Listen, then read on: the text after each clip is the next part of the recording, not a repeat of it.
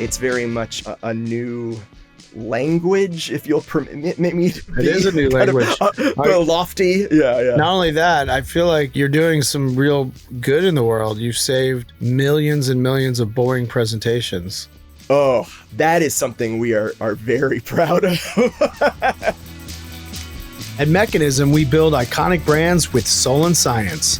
The soul is culturally relevant brand building, and the science is the always-on marketing activities that drive the bottom line. Learn more at mechanism.com.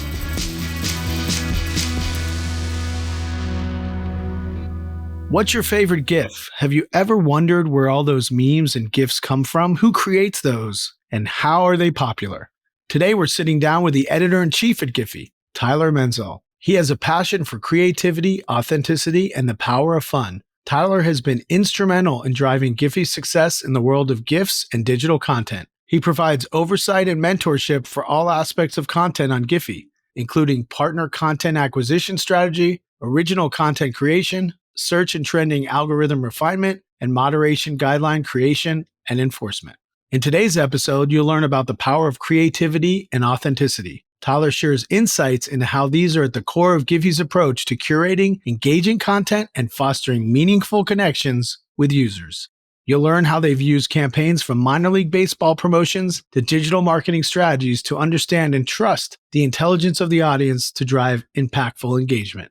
And you'll learn about the importance of committing to continuous learning. Tyler reminds us to stay open to experimentation, feedback, and growth in order to remain adaptable in today's rapidly evolving landscape. All right, listeners, let's dive in and learn about the soul and science of Giphy.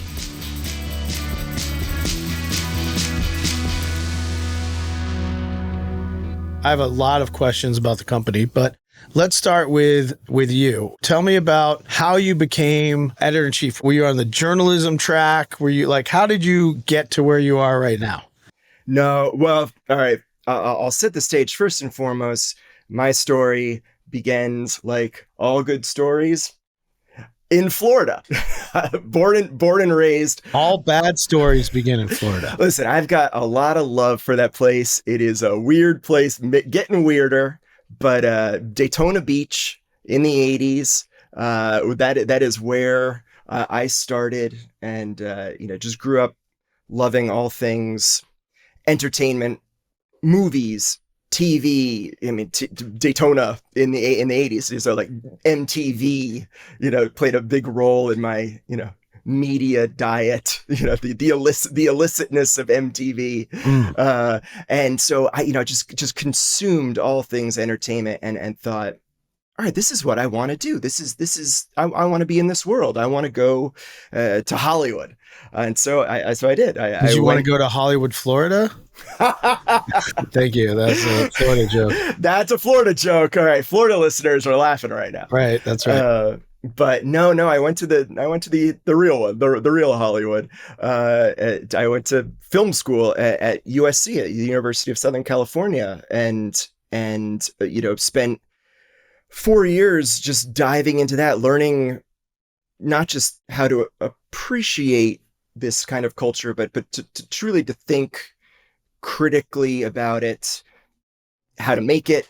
Worked on so many films. Had like a little local access TV show of my own talking about movies and TV. This was stuff I was really proud of, really passionate about. But I will say the true Tyler Menzel origin story took place after that. A couple of years after that, I was in a bit of a wilderness period, career-wise, and it was in the middle of the recession. I found myself in Washington State, and Aberdeen. I don't know if you're familiar with it. It's Kurt Cobain's hometown. Yeah, and I ended up through some bizarre set of circumstances. I bought a restaurant, a tiny little dive. Truly, it was a 4 walls and a fryer, basically a little diner. And that, I think, more than anything, is something that I really returned to, even more so than the film school training, which I still use, of course, in this world I work in. But it's the diner that I come back to over and over again. Wow. The Why the hell did you buy a diner? I didn't know what else to do, man. It was You needed capital to buy a diner. not as much as you think.